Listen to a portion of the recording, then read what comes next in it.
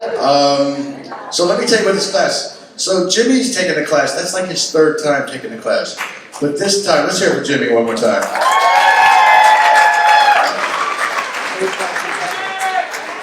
But this is the kind of guy he is. This time he brought his son. Ladies and gentlemen, welcome to the stage, James!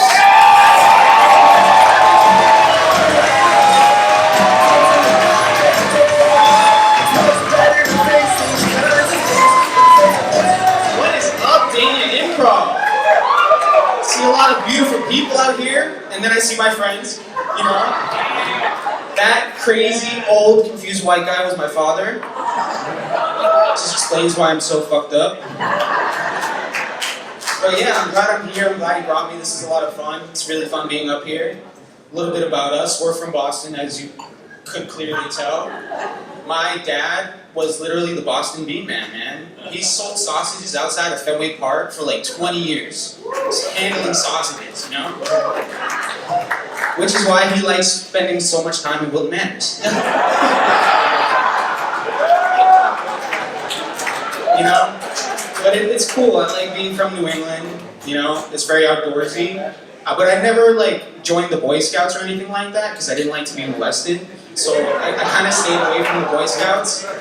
But I'm glad I moved, you know? Like, by the time I got old enough to start talking to girls and stuff, because like, everyone loves Mark Wahlberg in the Boston accent. But have you ever fucking heard a woman with an attractive, like an attractive woman with a Boston accent? Scarlett Johansson. Hotter. You give me a cock, hotter. It doesn't work. It's like fucking Lois Griffin, you know? Hotter. Yeah. Hotter. It's funny. You can try it. Hotter. It gets easier, but it's harder, you know? But I like being from New England, it's cool.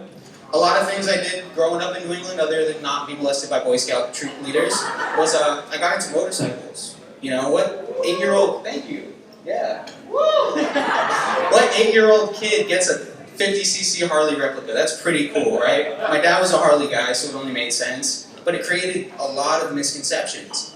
When I grew up, I was like, man, I'm gonna get a bike, girls are gonna love me.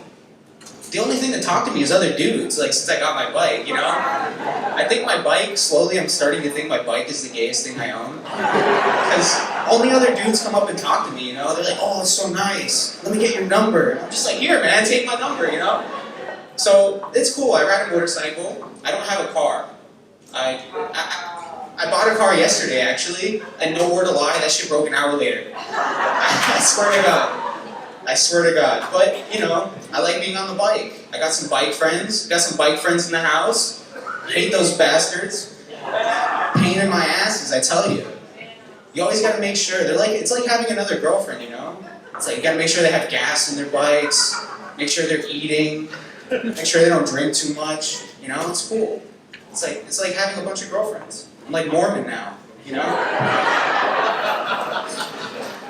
But there's some things that I don't understand about riding bikes too, you know? There's like a lot of rules. Rules I didn't know when I got a bike, you know? Like, everyone's got like a wave. You see other bikers on the road, they do a little, what's up, dude? Don't fucking die, dude, you know?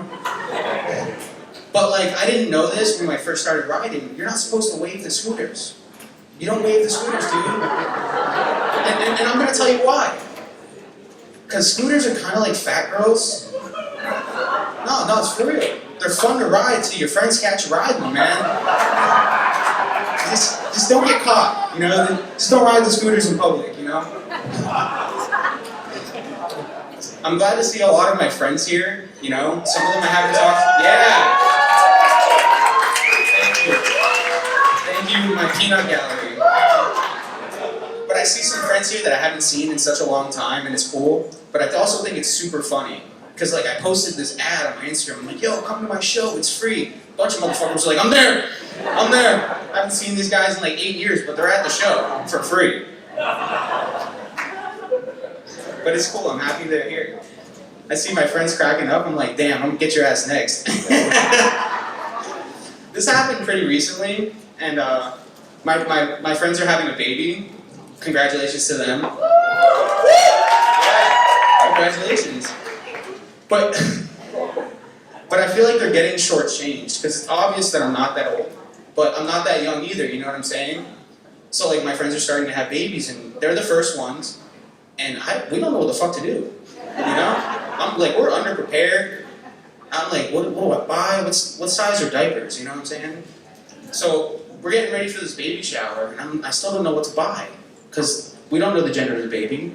It doesn't identify itself yet. You know? So we don't know the gender of the baby. So I'm going through Walmart. I'm picking out shit. I'm like, oh, this looks cute. It's got some safari animals on it.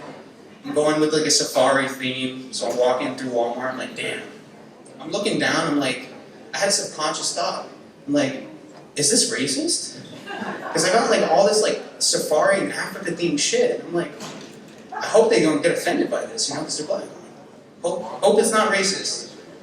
I swear on my life. I thought about this for like 2 days. I'm like, I pray they don't get offended.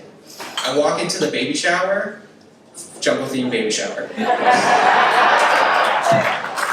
I could not make this up. It was almost like a sign of relief, you know what I'm saying?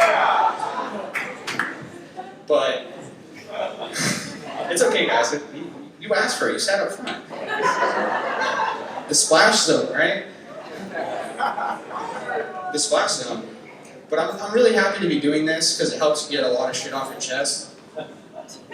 You know, like the COVID thing. Like a lot of people gained weight in COVID, right? A lot of people.